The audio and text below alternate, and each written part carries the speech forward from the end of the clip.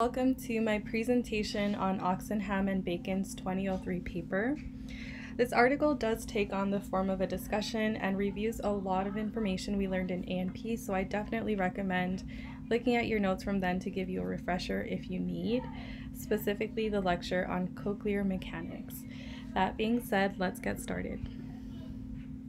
So again, this article does cover a lot of information, so just to give a brief summary of the paper, the authors start out by outlining what we know about normal and abnormal cochlear mechanics, and they relate that to common psychoacoustic effects that we see in hearing impaired listeners. Throughout the article, they do provide a theoretical framework to explain those psychoacoustic effects, namely a loss of cochlear nonlinearity. So they do this to suggest an additional or different method to assess hearing loss in the clinical setting, but in the bigger picture to start a conversation regarding different ways that we can assess hearing in the clinic. This is then expected to help improve how we tailor treatment to individual patients. This figure is an illustration of that theoretical framework that the authors refer to throughout this paper. Their rationale is that cochlear damage, specifically damage to the outer hair cells, results in a loss of cochlear nonlinearity, which in turn results in level, frequency, and temporal effects. And then this starred graph is an input-output function that a lot of us are familiar with, and which the articles relate essentially most psychoacoustic effects of hearing loss to. So I've been told that a good solid understanding of this graph will give you a good grasp of psychoacoustics in general.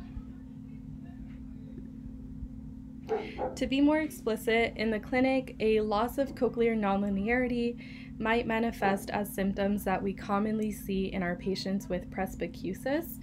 So again, we will see those level, frequency, and temporal effects that manifest as elevated audiometric thresholds, loudness recruitment, poor frequency selectivity, and a number of other temporal effects that affect performance in background noise. So you will notice that I have highlighted temporal effects as being the least understood.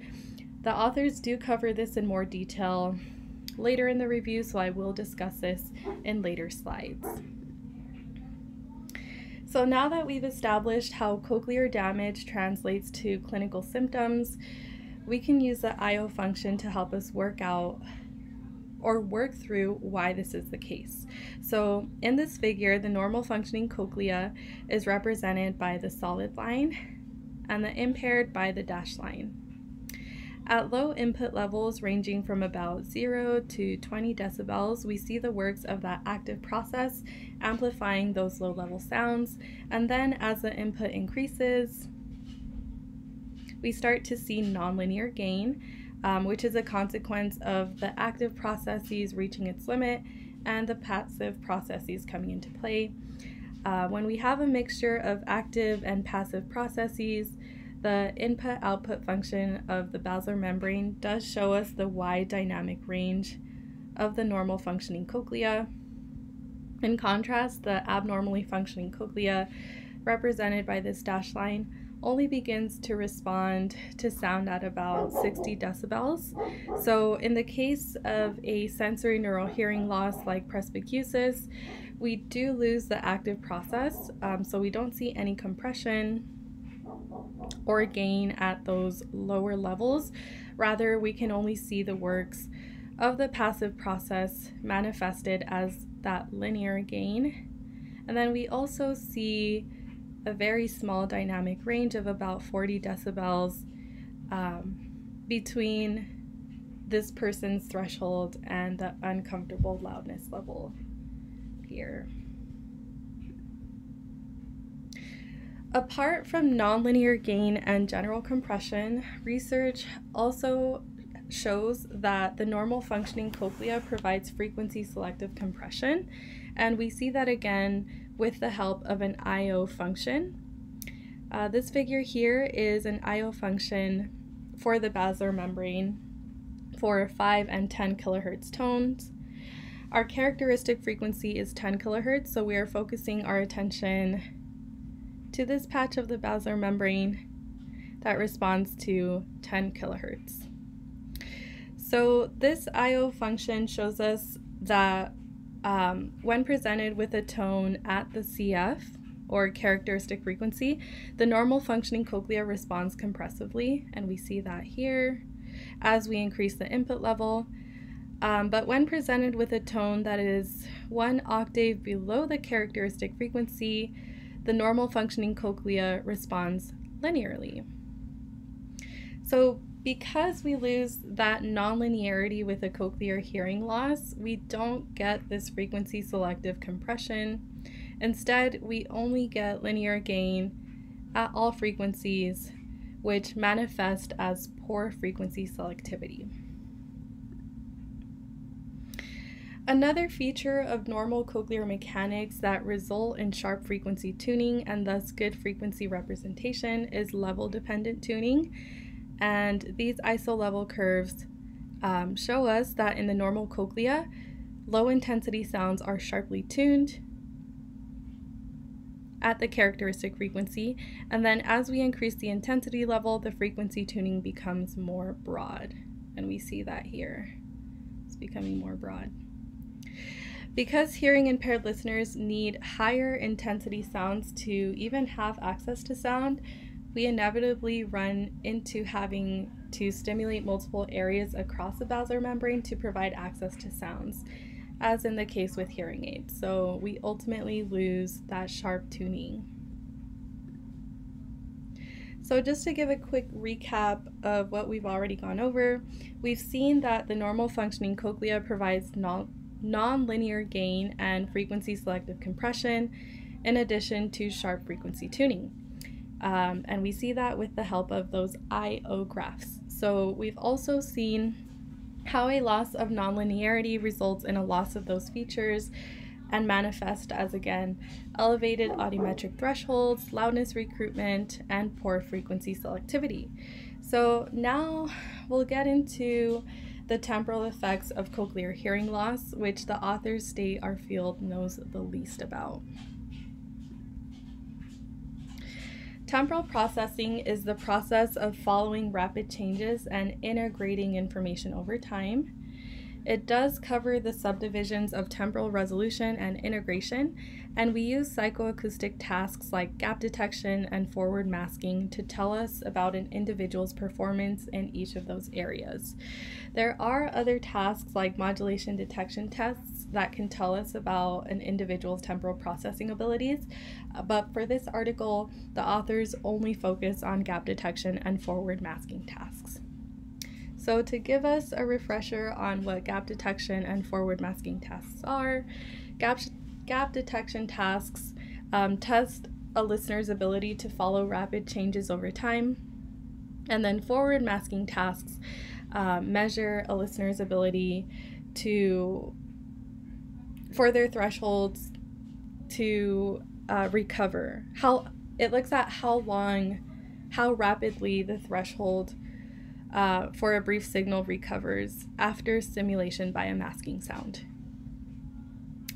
So this study on gap detection in normal and hearing impaired listeners found that gap detection in pure tones are similar for both groups when compared at equal sensation levels. However, hearing impaired listeners have poorer gap detection abilities in narrowband noise. So these are the temporal envelopes of narrowband noise. This top figure shows us what we expect for the output of the compressive or healthy cochlea to look like, and then this lower panel shows us what we expect from a damaged cochlea with no compression. So why do these look so different?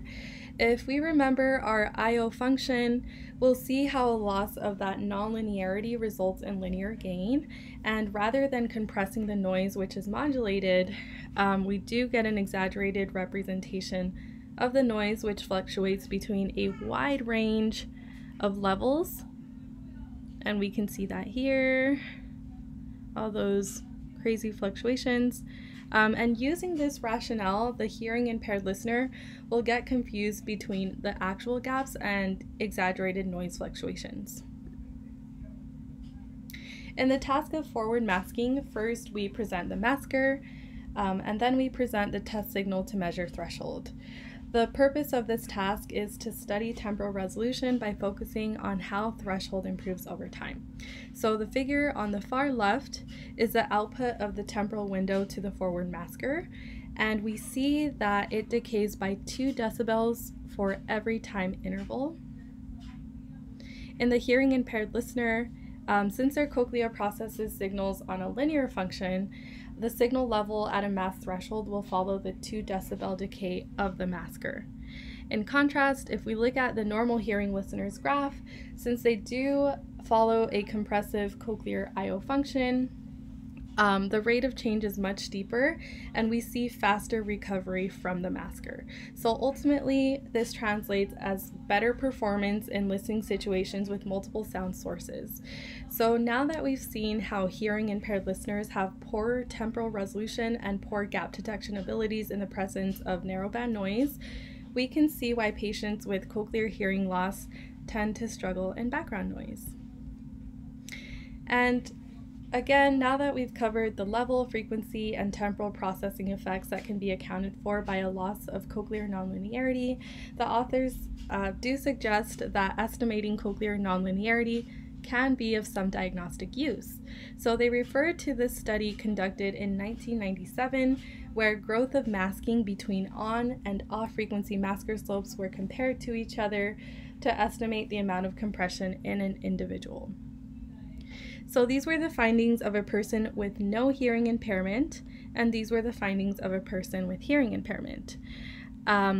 Here we see lots of compression at those mid-intensity levels, and then in that right panel we don't see any compression.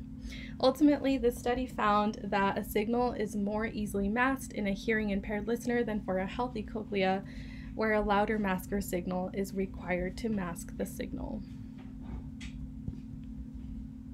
So to tie it all together, all of the cochlear mechanics that we've covered in this slides show us that changes in nonlinearity accounts for many of the difficulties faced by hearing impaired listeners.